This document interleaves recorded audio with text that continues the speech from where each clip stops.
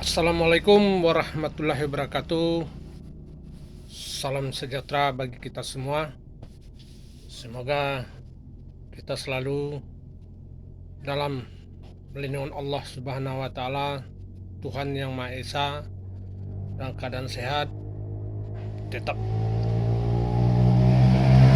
tetap tegar, tetap semangat. Dan kita selalu berdoa semoga negara kita ini cepat terbebas dari masalah yaitu virus corona, dan ekonomi negara kita ini cepat bangkit lagi, dan kita masyarakat sudah mulai beraktivitas, dan kedepannya nanti tidak ada lagi hal-hal yang seperti ini terjadi. Ini cukuplah yang terakhir. Jadi sekarang kita akan coba bicara,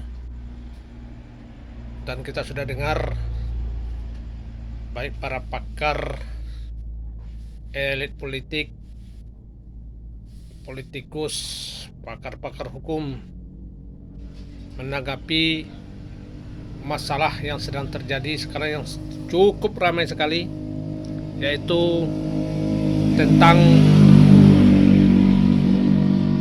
dilaporkannya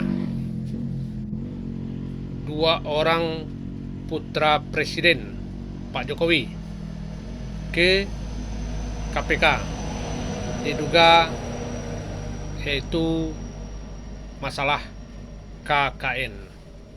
Nah, ini yang sedang ramai sekarang, baik di media massa, di media sosial, di Twitter, sudah banyak sekarang. Nah, sekarang pun kita lihat ada kejadian lagi, yaitu laporan balik yang dilakukan oleh pihak yang terlapor. Jadi kalau saya istilahkan begini, yang kena lapor melapor yang melaporkan. Nah, gitu. Jadi terjadilah yang namanya saling lapor ke pihak kepolisian. Walaupun ada satu, saya lihat sebagai masyarakat yang sering mendengar pakar-pakar hukum tata negara bicara tentang masalah ini, bahwa ini kan kasus namanya delik aduan. Jadi kalau delik aduan ini yang harus melaporkan tentu yang orang yang kena lapor. Nah, di sini siapa yang kena dilaporkan ke KPK adalah 2 putra presiden. Nah, sekarang yang melaporkan balik Joman Jokowi mania. Di sanalah yang saya lihat tidak nyambungnya. Kan aneh. Kita tahu Jokowi mania ini adalah relawan pendukung Pak Jokowi waktu Pilpres kemarin.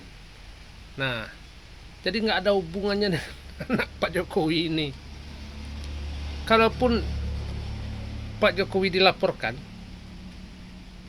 dia tak bisa juga melaporkan, karena seperti saya katakan tadi, ini adalah delik aduan. Jadi sudahlah, jadi sudah, biarkan sajalah nanti polisi yang bekerja. Kita harapkan polisi secara profesional bekerja untuk menyelesaikan kasus lapor melapor ini. Sekarang kita fokus saja kepada KPK. Nah, inilah, jadi sudah berapa kali pimpinan KPK ini diganti sampai sekarang.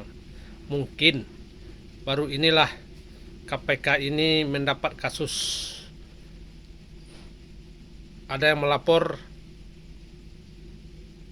tentang KKN-nya 2 putra presiden. Nah, ini kan sudah lama juga ini. Ini dulu yang sering cuma di zaman Orde Baru waktu itu.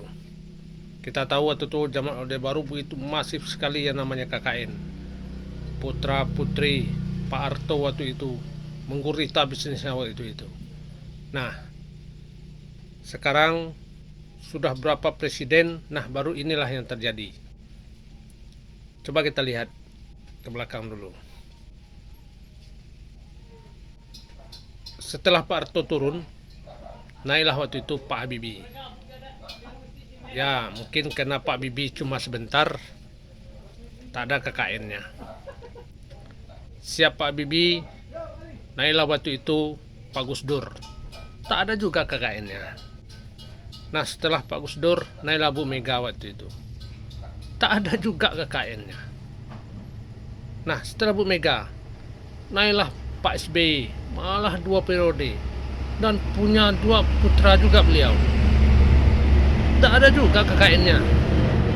Nah, barulah sekarang di era Pak Jokowi ini muncul lagi yang namanya KKN yang melanda keluarga presiden. Nah, inilah yang sebetulnya akan menjadi ujian berat. Jadi kalau saya mengistilahkan nih, ini uji nyali bagi KPK ini. Apakah betul-betul KPK akan mengerjakan kasus ini? Nah, kalau ditanya saya sebagai masyarakat atau masyarakat bawah lah, masyarakat kecil lah, ya mungkin kalau yang lain-lain tentu berbeda juga nanti. Kalau ditanya bagi Joman atau elit-elit PDIP itu berbeda. Nah, kalau saya sebagai masyarakat biasa menyatakan KPK tak akan berani melanjutkan kasus ini.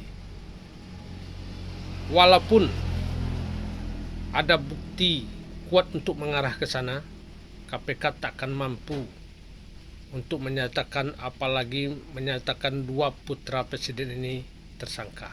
Tak akan berani. Kenapa? Kalaulah ini dinyatakan oleh KPK bahwa 2 orang putra presiden ini terbukti bersalah dan dinyatakan menjadi tersangka, siap-siaplah terjadi yang saya namakan badai politik. Syukur-syukur cuma badai politik, tapi kalau tsunami politik, habislah. Nah, imbasnya kepada siapa? Tak ada lain, imbasnya kepada pemerintahan Pak Jokowi. Saya yakini itu.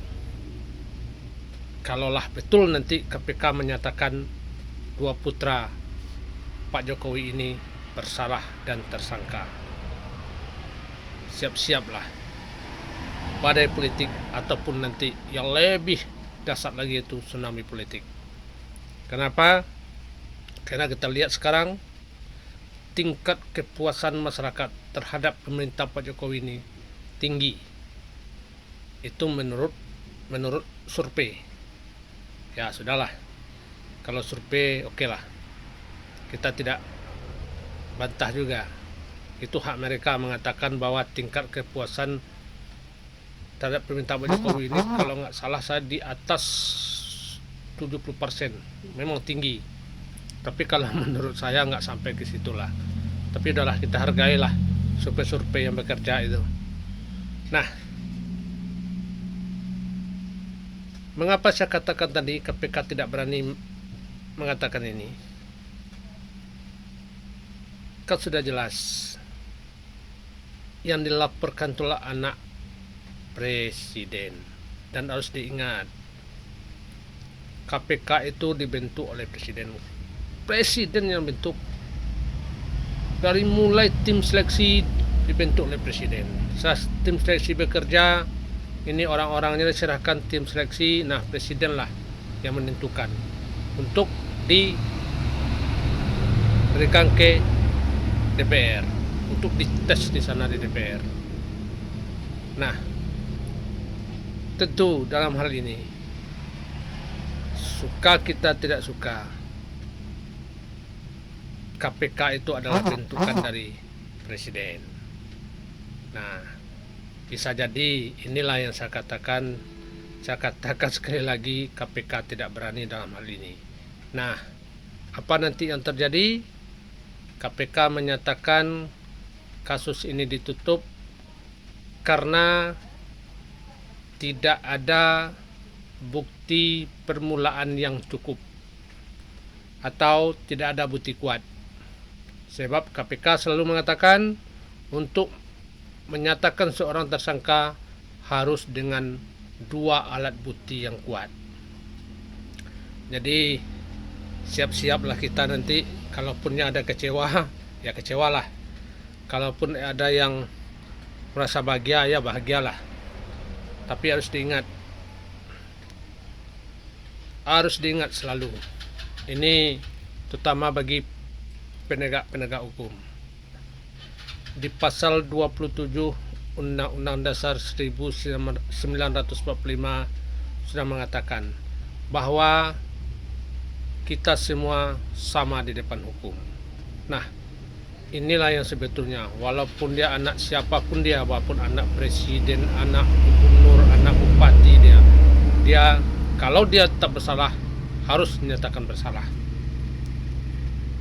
Tapi sekali lagi saya katakan, di dalam hal ini KPK tidak akan berani mengatakan 2 orang putra presiden ini sebagai tersangka. Jadi itulah pendapat dari saya sebagai masyarakat biasa, sebagai masyarakat bawah, masyarakat kecil, untuk menyikapi apa yang terjadi, masalah yang terjadi di negara kita ini sekarang cukup ramai, yaitu pelaporan 2 anak presiden yang diduga KKN. Jadi kita tunggu saja apa kelanjutannya nanti. Sekali lagi saya katakan, siap-siaplah nanti kita kecewa. Siap-siap juga lah nanti ada yang bahagia. Terima kasih sekali lagi.